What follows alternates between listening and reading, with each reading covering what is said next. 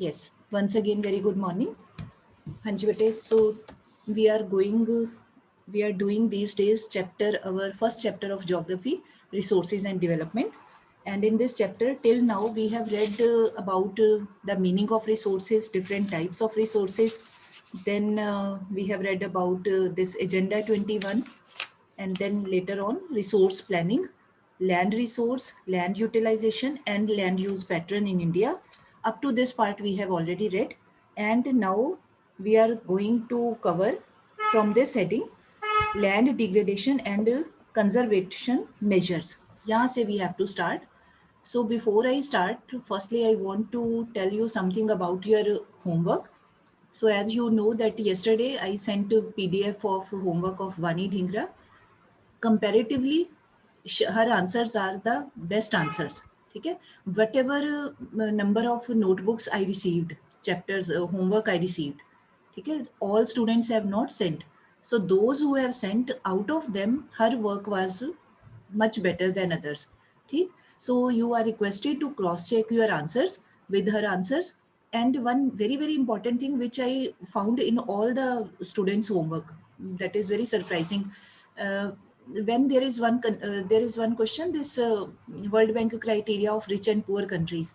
तो उसमें आता है वी राइट कि on the basis of per capita income rich countries are defined as so and so, फिर पुअर कंट्रीज का हेडिंग इज देयर. ठीक है, तो I was very surprise to see that different students are writing different values. Please don't write values on your own कि आप net खोल के कोई भी साइट से निकाल के you start writing any value. That is totally wrong. Here we have to strictly follow the numerical data, facts and figures which are given in the textbook. We are supposed to write that data. तो जो new books हैं, I told you time and again, new books का PDF भी मैंने आपके class group में भी pages वो सेंड कर दिए थे. तो उसमें आप देखो, yesterday also I sent one page, pick of one page with red circle. तो उसमें आप देखो what is given according to 2017 data, based on the basis of 2017 data, World Bank के according, rich countries are those whose income is US dollars में 12,000, I think 56 US dollars per annum or more. They are rich countries. और जिनकी income है 955 US dollars per annum or less than this, they come under the category of poor countries. तो that very data is to be written. ठीक है, आपके मैंने when I was checking the homework, तो different students have written different values, तो you will not get marks for that. That is wrong. So please be careful. जो ऐसा कोई data है वो टेक्स्ट बुक का फॉलो करना होता है फॉर्मली. हमने अपनी मर्जी से नेट से देख के नहीं कर लेना है, राइट? तो this thing is to be taken care of. Secondly, there was one activity this which was given to you related to rich countries and poor countries. I think four countries names were to be written, 4 या 5 countries, है ना? Column wise table was I showed you the table also. तो उसमें I told you कि you have to write the name of the country, bracket में या next column में continent, कि in which continent that country is lying. ठीक, but many of you have not paid attention to the title of the table. आज फिर से आप check करिएगा, उसमें मैंने एक साइड पे लिखा हुआ था कि दिस रिच और poor countries are to be mention according to World Bank per capita income criteria. I repeat, according to World Bank's per capita income criteria, we have to find the rich countries and poor countries. So again, I was surprised to see variations were there. So if we are following the same report, तो how can there be changes? अगर हम सारे, if we all are following the World Bank criteria के according जो per capita income है latest, उसके according अगर हम फाइंड आउट कर रहे हैं, तो there should be same names of countries. They can not be different. ऐसा तो नहीं कि किसी एक के फ़ोन पे डिफरेंट कंट्री का नाम आ गया और दूसरे ने सर्च किया तो दूसरा आ गया. It is not possible. तो प्लीज़ पे अटेंशन. आपने वो वर्ल्ड बैंक क्राइटेरिया आप चेक करना. You check your homework when I sent that activity वाला पार्ट. ठीक है, तो वो आपने केयरफुली ऑब्जर्व करना है. haphazardly don't do the work कि बस जल्दी जल्दी पढ़ लिया और without paying proper attention to the instruction you start writing. Please avoid this thing. पहले understand the question, try to understand कि what has been asked by the teacher, क्या दिया हुआ है उसमें, कोई guideline has been given, hint दिया हुआ है कि नहीं दिया हुआ है, आपने देखना है उसको. एक्टिविटी का मतलब ही ये होता है कि we have to be active. We ourselves we have to be very alert. We have to find out the things. ठीक है, so next time be careful and correct your data. Okay, And thirdly, when activity part is presented, कोई table की form में है या कुछ any information is being presented, try to present it in a colorful way or in a very nice manner. Properly you draw the table. पहले आप pencil से draw कर लो. You can use colored pencils also, so that the work should look attractive. ताकि later on when you see or and go through that work तो आपको बढ़िया लगे. You should feel somewhat energetic और enthusiastic कि हाँ मैंने ये काम किया था, मैंने ऐसे बनाया था. मतलब एक पॉजिटिव फीलिंग, पॉजिटिविटी आनी चाहिए हमें उस काम को देख के. ये नहीं कि बस ऐसे रफली पेन से ही आपने लिख दिया, चलो नेम ऑफ कंट्री, कॉन्टिनेंट का नाम, चलो जी काम खत्म. तो ऐसे नहीं. एक्टिविटी का मतलब in a better way, in an attractive way you can use your creativity. आप कुछ उसकी कोई डिजाइनिंग कर सकते हो, कोई कलर्ड पेंसिल्स या पेन, आप स्केच पेन या कुछ भी, anything that depends upon you. For that I don't have any problem. आप कुछ भी बी क्रिएटिव, ठीक है. थोड़ा सा इंटरेस्टिंग वे से उसको प्रेजेंट करो. ऐसे ही वो BMI वाला था तो वो भी आप उसको भी बढ़िया से कर सकते हो. तो now you do one thing. Tomorrow there is no class ना बिकॉज ऑफ PTM. अभी you will get the notice also. तो आपने tomorrow's time is there, day after tomorrow, तो आपने उसको थोड़ा नीटली प्रेजेंट करना है, राइट. चलो anyhow, now I am coming to the chapter. तो before coming to the next part, let us see one of the things. Please come to exercise part first. Side by side थोड़ा सा कर लेते हैं, because later on in the end फिर all questions we find difficult. So please take out exercise page. In the very beginning multiple choice questions are given and I request you to respond also. ठीक है, ऐसे ही चुप नहीं बैठे रहना. You are requested to tell the answers. So first question is, which one of the following types of resources is iron ore? Options है renewable, flow, biotic और last one is non-renewable. Anyone can tell by unmuting yourself. हाँ जी, what type of iron ore resources?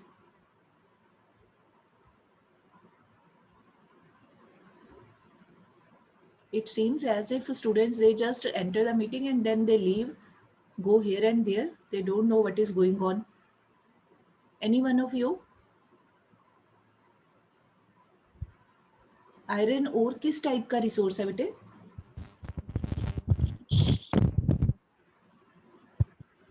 Non renewable. Yes, that's perfectly right, non renewable. ठीक है, iron ore non renewable है. So all can tick mark. Iron ore is a non renewable resource. Next, second part, second question. Under which of the following type of resources can tidal energy be put? Tidal energy को means we can keep in which category या which type of resource is this? Replenishable, abiotic, human made, non recyclable. Replenishable होता है जो automatically full हो जाता है, फिर से बन जाता है, gets generated again अपने आप से. तो क्या आएगा इसमें? टाइडल एनर्जी जो ओशंस में टाइड्स होती हैं. Ma'am replenishable. Yes, very right, perfectly right answer. Replenishable मतलब टाइडल एनर्जी में टाइड्स को हमने कुछ ह्यूमन एफर्ट से तो नहीं बनाना होता, वो तो अपने आप ही नेचुरली बनती जाती है, अपने आप ही उठती हैं, गिर जाती हैं. So it is a replenishable resource. Very right. Third question. Which one of the following is the main cause of land degradation in Punjab? Intensive cultivation? Yes. Over irrigation. Yes, okay, very fine. जिसने भी बताया, किसने बताया? Shivani, you have told बेटा? Yes, ma'am. Okay, very fine, Shivani, very good. तो पंजाब में main cause of land degradation is over irrigation. ठीक है, एक बार सारे ऑप्शंस आप पढ़ लो. तो उसमें से the best option, available options में से बेस्ट चुनना है हमने. कई बार क्या होता है बेटे, व्हेन MCQ में ऐसे ऑप्शंस दिए होते हैं ना, तो हमें लगता है कि नहीं कोई भी नहीं बन रहा है. करेक्ट वन जो 100% करेक्ट है वो कोई भी नहीं है. बट हमने 100% पे नहीं जाना. We have to pay attention to the available options. उनको देखना है कि भी उनमें से उन आउट ऑफ दोज 4 कौन सा बेस्ट है, कौन सा हमारे क्वेश्चन के अकॉर्डिंग बन रहा है, तो उसको हमने चूज कर लेना होता है. So here it is over irrigation. Okay, next है, in which one of the following states is terrace cultivation practised? ये आपने 8th में भी you have done this. Uttarakhand. Ma'am Uttarakhand. Uttaranchal, very good. Uttaranchal या उत्तराखंड एक ही बात है, एक ही स्टेट का नाम है। उत्तरांचल भी बोल देते हैं। The same state is also known as Uttarakhand. ठीक है, तो उत्तराखंड इज ए हिली स्टेट। बाकी की जो स्टेट्स हैं वो प्लेन वाली हैं, तो प्लेन पे तो टेरेस फार्मिंग होती नहीं। Very good, it is Uttarakhand या उत्तरांचल। ओके, नेक्स्ट है, आगे वाला पार्ट अभी हमने करना है, उसको छोड़ देते हैं क्योंकि वो ब्लैक सॉइल वाला अभी हमने किया नहीं है। Okay, now you please come to second question. Answer the following in about 30 words, ये वाला उसका last part, fourth part. We are covering only those which are related to the pages which we have read yet. So fourth part है, what are the biotic and abiotic resources? Give some examples. तो we have already covered this topic है ना, in the very beginning जहाँ पे types of resources हैं. तो here what you have to do, you have to make brief answer is to be written. So you will make the heading biotic resources with the help of the which is the explanation which is given in the book. उसकी help से you can make points in your own writing, in your own way, short sentences बना के वो आपने पहले define करना है in 1 or 2 lines. After that next line में you will write examples. Any 2-3 examples can be given. फिर next आगे next line में heading is to be given abiotic resources. Give this heading, define it in 2 lines. ठीक, which are non living होते हैं, ऐसे 2 lines में बना के अपने words में आप करो ताकि later on learning में it will remain easy for you. Then afterwards in next line फिर आप लिखोगे example. Any 2-3 examples can be given. ठीक है जी, चलो और कोई देखो, अभी हमने बाकी का भी हमने काम नहीं किया हुआ है, तो rest we will do later. ठीक है, चलो अभी नाउ एक्सरसाइज में number of questions is very less, but in this chapter very very important headings are given. So all those headings will be covered, all that information will be covered in extra questions. ठीक है, जो exercise में वो तो बड़े थोड़े से ही है, उसमें सारा चैप्टर कवर नहीं हो रहा है. So there will be a long list of extra questions, तो वो फिर बाद में हम करते हैं. ठीक है जी, चलो now let us come to the topic. यहाँ हम लोग यहाँ पर कर रहे थे ये वाला लैंड डिग्रेडेशन, कि इसके कॉजेज क्या है और उसके मेजर्स क्या है. I think I told you that in these paras, ये वाले जो फर्स्ट पैराज हैं ये वाले, यहाँ पे हमें बताया गया है कि डिफरेंट रीजन्स आर देयर. एक है हमारा बताया हुआ है कि जैसे जो पंजाब, हरियाणा या वेस्टर्न यूपी वाली स्टेट्स हैं, तो वहाँ पर agricultural work is taking place at a large scale. तो पंजाब हरियाणा वाली साइड पे जो मेन प्रॉब्लम है वो ओवर इरीगेशन की है. तो जब पैडी को ग्रो करते हैं तो for that lot of water is required till knees. वो पानी को पहले वो वहाँ पे पूल किया जाता है, उसके बाद फिर सारा वो प्लांटिंग की जाती है, तो मतलब ह्यूज वाटर इज़ रिक्वायर्ड. तो ऐसे ही for other crops also, wheat के लिए भी, मतलब ये 2 मेन क्रॉप्स है in this part of our country, Punjab Haryana वाली साइड पे. तो यहाँ पर ओवर इरीगेशन, लोग ट्यूबवेल से इरीगेट करते हैं. Here farmers do not depend on monsoon only, जबकि in rest of the country majority of the farmers, they are poor farmers, they cannot afford to buy and to make arrangements of tube wells or electricity motor वगैरह वो नहीं लगा सकते, इतना costly नहीं कर पाते हैं. बट पंजाब हरियाणा में comparatively better off farmers are there. better off मतलब इनकम वाइज थोड़े ठीक है, बढ़िया है, they can spend money, they make arrangement. तो वो ट्यूबवेल भी लगा लेते हैं, इलेक्ट्रिसिटी के अरेंजमेंट से वो मोटर भी लगा लेते हैं, सबमर्सिबल पंप्स भी लगाते हैं. तो ये सारा कुछ करके वो पानी निकालते हैं. तो उसके करके ओवर इरीगेशन की यहाँ पे है. तो ओवर इरीगेशन जब होता है लैंड पे, साइंस में भी यू हैव रेड कि वाटर की जो रिक्वायरमेंट है वो जितना रिक्वायर्ड है only that is useful for the crop. अगर हम हर टाइम वहाँ पे गीला ही रखते हैं, वाटर लेवल बना ही रहता है, तो भी वो एक तरह से जो वेट लैंड की प्रॉब्लम है वो भी एक प्रॉब्लम क्रिएट करती है. प्लांट्स उसमें जो क्रॉप्स होती है वो भी अच्छे से ग्रो नहीं कर पाती हैं. तो यहाँ पर farmers are they are over utilising the water resource. फिर एक और है यहाँ पे, व्हेन यू रीड, तो सेकंड एग्जांपल माइनिंग का दिया हुआ है. तो I showed you the slides also, let me try to show again, just a second. Yes, तो जो मिनरल्स होते हैं जब उनको एक्सट्रैक्ट करते हैं, माइनिंग करते हैं, तो भी अर्थ का जो सरफेस होता है दैट गेट्स रप्चर्ड, वो ख़राब हो जाता है. उसके ऊपर माइनिंग वाली साइट्स पे farming can not be done, या बाकी के और काम भी नहीं किए जा पाते हैं क्योंकि वो बार बार वहाँ पे माइनिंग होती है, एक्सट्रैक्शन ही करते रहते हैं. तो वहाँ पे ना रेजिडेंस किया जा सकता है, जब जहाँ पे बार बार एक्सकेवेशन ही करनी है, खुदाई ही करते जाना है, तो वहाँ पे रहने का भी काम नहीं हो पाता, इंडस्ट्री भी जल्दी नहीं लग पाती है, specially the area in which mining is being done. आसपास तो कर सकते हैं, बट उस पर्टिकुलर एरिया में जहाँ पर माइनिंग हो रही है वहाँ पे ना तो एग्रीकल्चर कैन बी प्रैक्टाइज्ड, ना ही वहाँ पे रहने का कोई रेजिडेंशियल कुछ कंस्ट्रक्शन हो सकती है, नथिंग इज पॉसिबल। और वो लैंड के ऊपर भी स्कार्स बन जाते हैं। ये एक लिटरल टर्म है, स्कार्स का मतलब कि भी लैंड की एक जो नेचुरल उसका जो फीचर होता है वो भी खराब होता है जब हम एक्सप्लॉइट करते हैं लैंड को बार बार उसमें से मिनरल्स निकाल के, तो वो भी एक प्रॉब्लमेटिक इशू है। फिर एक यहाँ पे as you can see in this, जब मिनरल प्रोसेसिंग करते हैं, मतलब मिनरल्स को ग्राइंड करते हैं, see every mineral has different nature. जैसे आपने साइंस में भी यू हैव रेड, कोई मेटेलिक मिनरल्स होते हैं, कोई नॉन मेटेलिक मिनरल्स होते हैं। तो जो तो मेटेलिक मिनरल्स हैं उनकी तो मेल्टिंग होती है या स्मेल्टिंग होती है, वो एक अलग इशू है।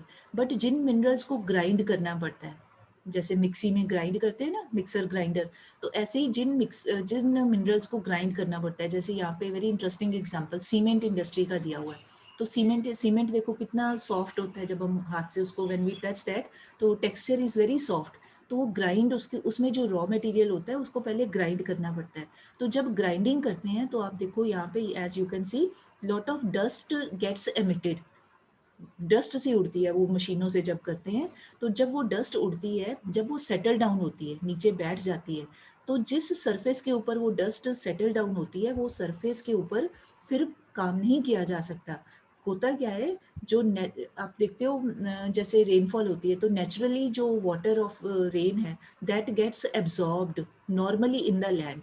बट जहाँ पे ये डस्ट पार्टिकल्स सेटल हुए होते हैं, तो वो लैंड के ऊपर एक, जैसे हम बोलते हैं ना, एक शीट सी बन जाती है, जैसे क्या बोलते हैं उसको, सेलोफिन शीट होती है या कोई प्लास्टिक की शीट का कवर सा बन जाता है। तो due to that cover of dust, जो मिनरल्स की इतनी हार्ड सी हो जाती है सेट होने के बाद, तो जो रेन वाटर है that does not gate absorbed in the land. तो ये भी एक प्रॉब्लम वाला इशू है, मतलब it also creates problem for the environment. फिर और देखो, ये देखिए, ये माइनिंग, अब आप देखो ऐसी जगह पे कोई घर नहीं बना सकता है, या ऐसी जगह पे कोई फार्मिंग करे, वो नहीं पॉसिबल हो सकता है। ठीक है, तो ये इस तरह की प्रॉब्लम्स माइनिंग के करके आती हैं। ठीक है, फिर आगे बताया, ये देखिए, this I wanted to show you, ये देखो, ये है ओवर इरिगेशन के करके, ऐसे ज़मीन पे पानी ही खड़ा रहता है हर टाइम। अब आप देखो ऐसी ऐसी ज़मीन जो हर टाइम गीली गीली रहे, ये देखिए ऐसे, ये वाटर है, ये सारा जो वाइट वाइट सा दिख रहा है, तो यहाँ पे फिर क्रॉप्स ग्रो नहीं कर पाती। थोड़ा बहुत जो नेचुरली होता है वो थोड़े बहुत प्लांट, पर वो कोई प्रॉपरली क्रॉप कल्टीवेशन वहाँ पे नहीं हो पाती है। तो और साथ ही साथ उस ज़मीन पे क्या बोलते हैं उसको, मॉइस्चर ज़्यादा होता है, तो आसपास जो घर होते हैं उनमें भी मॉइस्चर की बड़ी प्रॉब्लम होती है। ये सारी हमारी प्रॉब्लम्स हैं। यस, ये तो हमारा हो गया था। यस, ये देखो, ये देखिए, ये these are the examples of Punjab Haryana. ये देखो कितना पानी की कंजम्पशन हो रही है, ये ऐसे खड़े होके इतना इतना पानी पहले रखना पड़ता है क्रॉप्स के ग्रो करने के लिए। ऑब्वियसली फ्रॉम दैट एंगल तो इट इज़ ओके भी, ठीक है, क्रॉप्स होती हैं, from that view point it is okay. But still अगर हम वाटर वाली साइड से ऑब्जर्व करें, तो there is over use of water, over irrigation कर रहे हैं, इतना ज़्यादा पानी कंज्यूम करते हैं। तो फिर ultimately a day is not far away when Punjab Haryana will also face Rajasthan like situation, desert type की सिचुएशंस हो सकती हैं। ठीक है, ये तो चलो फेलो लैंड का था। तो ऐसे means we have to face various kinds of problems due to this type of problems. फिर next जो last पैरा, फिर ऐसे एक दिया हुआ है industrial effluents. This I think I told you on that day. Industrial effluent होते हैं जो फैक्ट्रीज में जो waste material which gets extracted, तो वो वेस्ट मटेरियल केमिकल मिक्स्ड जो होते हैं, तो वो वाटर में जहाँ पे वॉशिंग की ज़्यादा ज़रूरत पड़ती है, तो वो केमिकल्स का जो मिक्सचर होता है, जो भी है वट एवर वॉशिंग में वो करते हैं, तो वो chemicals they get mixed, absorbed in the water, and when that waste water is drained in the rivers, nullahs में उसको ड्रेन कर देते हैं, तो वो पानी को भी खराब करते हैं, कंटेमिनेटेड कर देते हैं। ऐसे ही जो सॉलिड ड्राई वेस्ट होता है उसमें भी कोई केमिकल्स वगैरह होते हैं, वो लैंड को खराब करते हैं।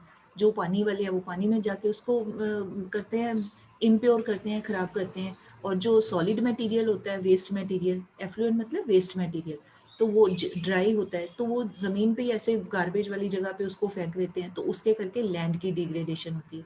Means there are various ways with the help of which these are human made reasons ठीक है, इसमें नेचर का नहीं है, human made, due to human efforts we people we are creating problems. Why? Because we are greedy people. We का मतलब सारे ही लोग जो ये सारे हम काम करते हैं. We are greedy people, we are making excessive use of land. हम उसमें से कुछ ना कुछ निकाले ही जा रहे हैं, निकाले ही जा रहे हैं, और ये नहीं ध्यान कर रहे कि इसके करके in the future various environmental problems can be there. We don't pay attention to that. तो ये सारी प्रॉब्लम्स हैं. Then in the last para, let us come to that page again.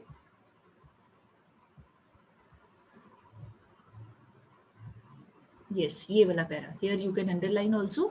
तो here different ways are given कि भी if these problems are there, these are the reasons, so then what should be done in order to control these problems of land degradation. क्या करना चाहिए?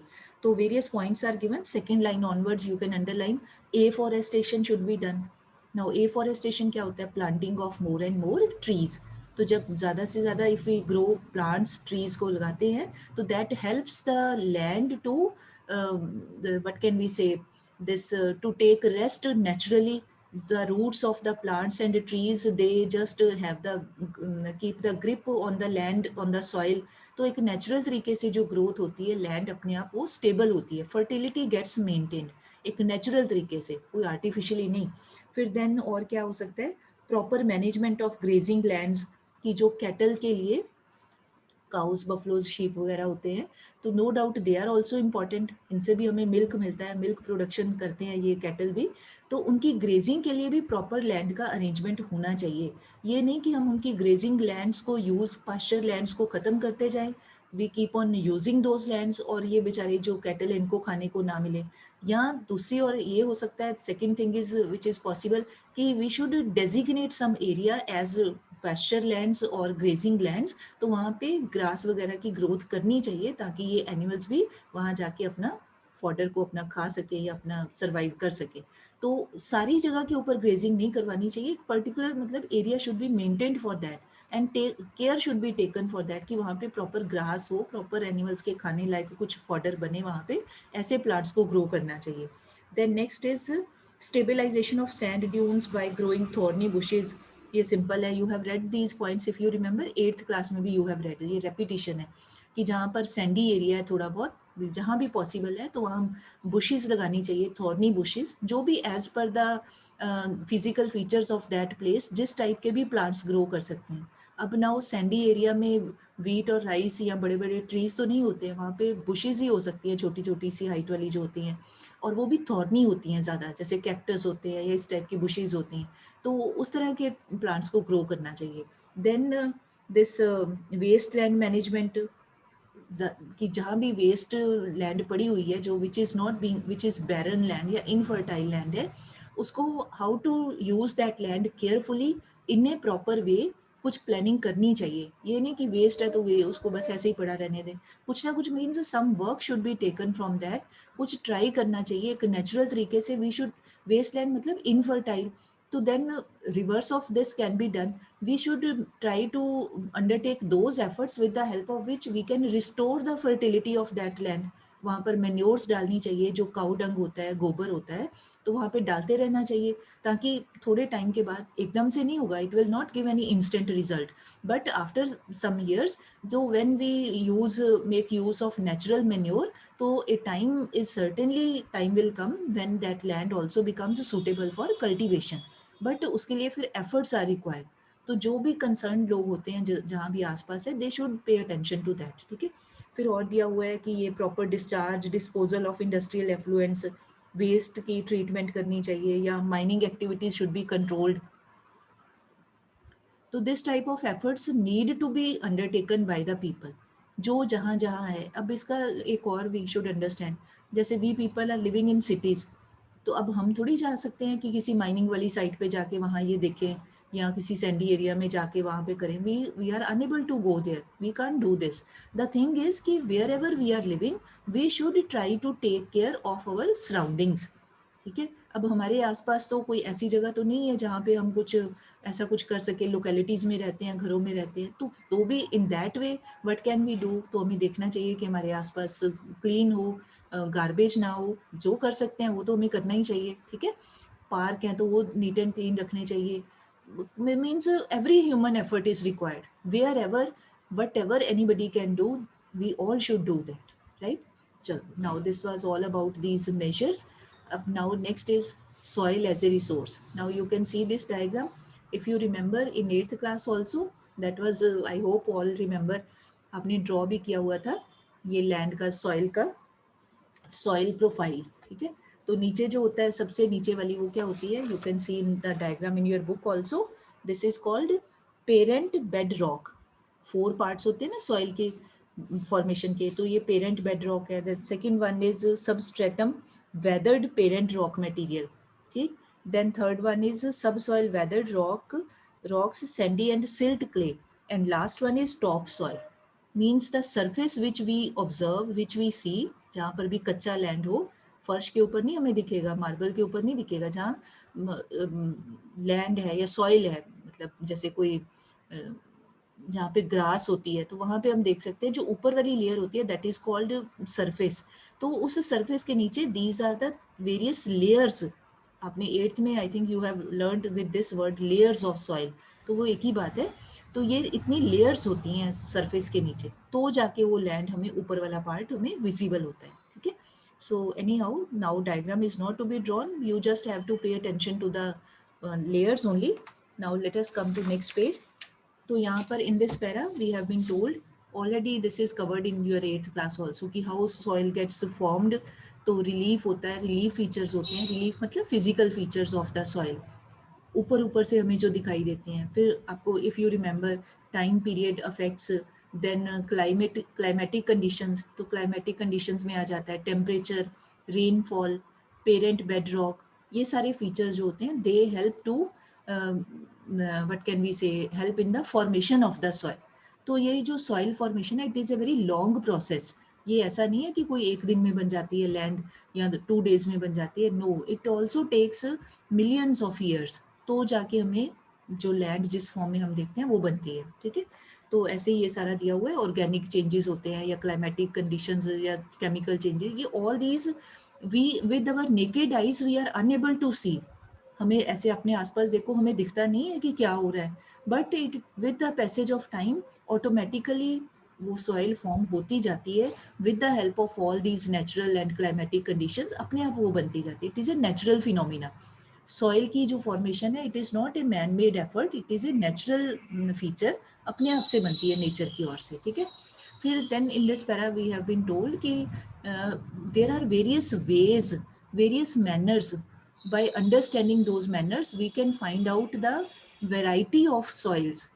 So now in our country many types of soils are found. तो question may come to our mind कि how can we come to know, how do we come to know कि what type of soil is this, हमें कैसे पता चले. तो how do we come to know, its answer is given there. तो many times you see when you take some soil in your hand, आप देखना अपने घर पे कोई प्लांट लगे हो जहाँ पे है ना पॉट में लगे होते हैं, तो वहाँ से थोड़ी सी सॉइल निकाल के, मिट्टी निकाल के थोड़ी सी, तो आप उसको अपने हाथ से टच करके देखना, वो सॉफ्ट सी लगेगी आपको, गीली गीली सी सॉफ्ट सी. अगर पानी नहीं डाला हुआ है तो ड्राई होगी, सॉफ्ट होगी. क्लेई में उसको बोलते हैं, clayey soil. On the other side अगर आपके घर पे कुछ कंस्ट्रक्शन का काम हुआ है, कहीं कुछ थोड़ी सी सैंड पड़ी हुई है, तो या कोई जगह पे आप देखो थोड़ा सा हाथ में लेके उसको टच करो तो थोड़ा सा रफ सा टेक्सचर आता है, थोड़ा सा खुरदरा सा फील होता है. तो जैसे अब अपने हाथ में फिंगर्स पे लेके देखते हैं तो वो सैंडी सॉइल होती है. तो ऐसे मतलब है कि we can define, we can understand the nature by touching the this softness और this we can say roughness of the soil. Touch करके भी पता चला सकते हैं, टेक्सचर देख के, फिर या हम उसका कलर देख के भी कई बार we are able to recognise कि किस टाइप की हो, या उसकी थिकनेस, वो पतली सी है या हार्ड सी है. ऐसे various categories are there. So all those names are written here. See colour देख के या हमें थिकनेस देख के, टेक्सचर देख के, एज देख के, ये सारा. अब एज आप ये नहीं सोचना कि एज उस पर कैसे लिखा होता है, वो with practice those people who keep on doing this work, specially farmers वगैरह जो होते हैं या एग्रीकल्चरल साइंटिस्ट होते हैं, उनको पता चल जाता है. तो वेरियस वेज हैं उस जगह की प्रॉपर्टीज़ को एनालाइज करके, तो पता चल जाता है कि what type of soil this. तो on the basis of these, India में soils have been classified. You can see here, classified in various forms. various types are there. So now we have to read about all those types. Like first one is alluvial soil. Okay, now alluvial soil क्या होती है? Please underline second line onward. ये जो alluvial soil है, let me show you the map also. पहले तो let us see the states where is it found. You can see in your book map. देखिए जरा. See the index also. ये light green सा colour, ये second one in the index you can सी, ये वाला. Now see in your map. यहाँ पर शायद पिक्चर में थोड़ा सा एक जैसे कलर लग रहे हैं, बट आपकी बुक पे it will be clear. Now see this light green सा कलर, ये यहाँ पे ये पंजाब, हरियाणा, ये उत्तर प्रदेश, ये देन वेस्ट बंगाल, ये Bihar. Here this part is Assam, Assam का जो ये बीच वाला पार्ट है ये यहाँ पे. Then see this coastal side, ये बिहार, बंगाल, उड़ीसा, ये थोड़ा थोड़ा बिल्कुल हल्का हल्का सा कोस्टल एरिया. आंध्र प्रदेश है, ये ऐसे, ये यहाँ पे आंध्र प्रदेश, ये उड़ीसा में ही है, ये आगे तमिलनाडु, ऐसे ये कोस्टल साइड जो बे ऑफ बंगाल के साथ लगती है. ठीक है, तो यहाँ पे भी alluvial soil is found. Similarly if we come here, Punjab Haryana से नीचे आते आते ये राजस्थान के थोड़ा सा एक बड़ी नैरो सी स्ट्रिप, सारा नहीं है. अब एक और भी we should keep in mind, many times we remember only this thing कि Rajasthan is totally a desert area, तो वहाँ पर सब जगह सैंड ही सैंड है. It's not like that. Rajasthan में भी इफ यू रिमेंबर, एक आपने वर्ड सुना होगा थार डेजर्ट, है ना, THAR, थार डेजर्ट. तो Thar desert lies towards western side. Western side कौन सी? इधर वाली साइड ईस्ट, ये वाली साइड इधर वेस्टर्न साइड. तो हमारे कंट्री का जो वेस्टर्न साइड है, जिस तरफ पाकिस्तान पड़ता है, ठीक है, तो जो वेस्टर्न साइड है वहाँ पर डेजर्ट एरिया है, वो थार डेजर्ट है. ठीक है, वहाँ पर सैंडी सैंड है. बट अदर देन दैट जो ईस्टर्न पार्ट ऑफ राजस्थान है वहाँ पर थोड़ी बहुत ग्रीनरी है. ऐसा नहीं कि 100% एब्सेंस ऑफ वाटर है, इट्स नॉट लाइक दैट. थोड़ा बहुत ग्रीनरी है, थोड़ा बहुत नेचुरल है. बट जो वेस्टर्न साइड है वो सैंड डेजर्ट है या सैंड एरिया है. ठीक, तो here little bit this alluvial soil. देन ये थोड़ा सा इंटरनल पार्ट ऑफ, ये थोड़ा सा गुजरात. तो यहाँ पर ये सारा जो पार्ट है light green colour, it tells us the presence of which sand, which soil? Alluvial soil. ठीक है, now let us see, let us come to the page. ये now we have to see कि how does this land get formed, बनती कैसे है ये land. तो here in these lines you can underline second line onward. The entire northern plains are made of alluvial soil. They have been deposited by three important Himalayan river systems, Ganga, Indus, Ganga and Brahmaputra. ये वाला, okay, ये दो तीन lines को you can underline. So now you know, in 9th class you have read one chapter, drainage. So in that drainage chapter you have read about the river systems of India. So if you remember, see, you would be surprising कि most of the time I always say you would have read it in 8th class, you would have read in 9th class. So why do I say that? Because whatever we study in our next class, in the present class, that that information requires our recapitulation of our previous subject matter. Assume करके चलते हैं कि हमें पिछली चीज़ों के बारे में we already know. On the basis of that knowledge now we are reading this. है ना, यही मतलब होता है from lower class to upper class जाने का. ये है कि हमें पिछली क्लास में हम उसके बारे में we have got some information. Now on the basis of that we are reading additional information. So that is why I use these words. So at that time in 9th class you have read three important river systems of north side of our country are Indus river system. Can anyone of you tell? We people, we are in Punjab. तो हमारे यहाँ जो reverse हैं वो कौन से river system के अंदर आती हैं? गंगा सिस्टम के अंदर आती हैं या ब्रह्मपुत्रा में या इंदस में? Can anyone tell? Think carefully. Indus. Indus river system में आती हैं. ठीक है, very right. Indus river system 9th में आपने पढ़ा, ऊपर जम्मू कश्मीर ऊपर से निकलती हैं, तो वेस्टर्न साइड पे Indus. Which rivers are there? Ravi, Beas, Sutlej, Jhelum, Chenab. ठीक है, इसमें से बाकी की तो उधर चलेगी पाकिस्तान में. इधर व्हाट डू वी सी? रावी, ब्यास और सतलुज हमारी तरफ ही हैं, मतलब इंडिया वाली साइड पे हैं. ठीक है, तो ऐसे ही फिर गंगा रिवर है, गंगा की जो ट्रिब्यूटरीज हैं, ऐसे ही ब्रह्मपुत्र है, उसकी जो भी ट्रिब्यूटरीज हैं. तो ये reverse when they fall from mountains, Himalayas में से आती हैं, तो अपने साथ they bring the deposits also.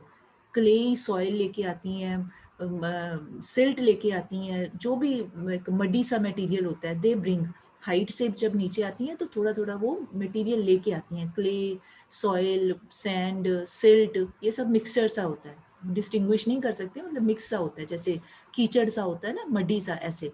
तो वो जब वो जो मटेरियल है, मडी सा मटेरियल, सिल्ट, सैंड वगैरह, when that material gets settled, तो रिवर के जो किनारे किनारे होते हैं ना, कोस्ट बैंक्स होते हैं, वहाँ पर वो धीरे धीरे जम सा जाता है, वो जो मड होता है वो जम जाता है, धीरे धीरे वो जमता जाता है, सेटल होता जाता है, सेटल होता जाता है।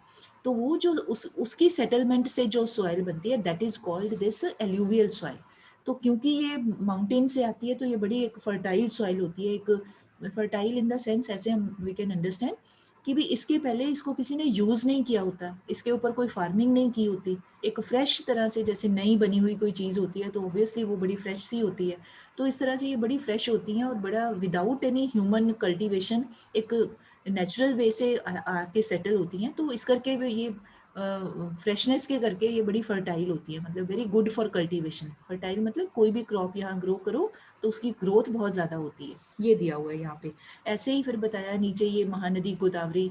नाउ यू रिमेंबर जो ईस्ट कोस्टल हमारी रिवर्स हैं, ईस्ट कोस्ट का मतलब जो बे ऑफ बंगाल में फ्लो करती हैं, गिरती हैं, ड्रेन होती हैं, वो कौन सी है? महानदी, गोदावरी, कृष्णा, कावेरी। तो as you see towards, you can see in your map, ये सारे यहाँ पर इस साइड पे डेल्टास बनाती हैं, है ना। डेल्टा का मतलब होता है when any river, when it goes to the joins the sea, ocean को ज्वाइन करती हैं, तो उसके ज्वाइनिंग से पहले they get distributed among various parts, कई सारे उसके चैनल से बन जाते हैं, मतलब कई पार्ट्स में वो डिवाइड हो जाती है। तो जब वो रिवर डिवाइड हो जाती है तो बीच बीच में सैंड और सिल्ट बच जाती है, और बाकी का जो वाटर का फ्लो होता है वो जाके ये बे ऑफ बंगाल में, ओशन में मिल जाता है, ठीक। तो वो जहाँ पर वो लैंड, सिल्ट, सॉइल और सिल्ट मड जम जाता है, वो एरिया कहलाता है डेल्टा। तो ये सारी जो एल्यूवियल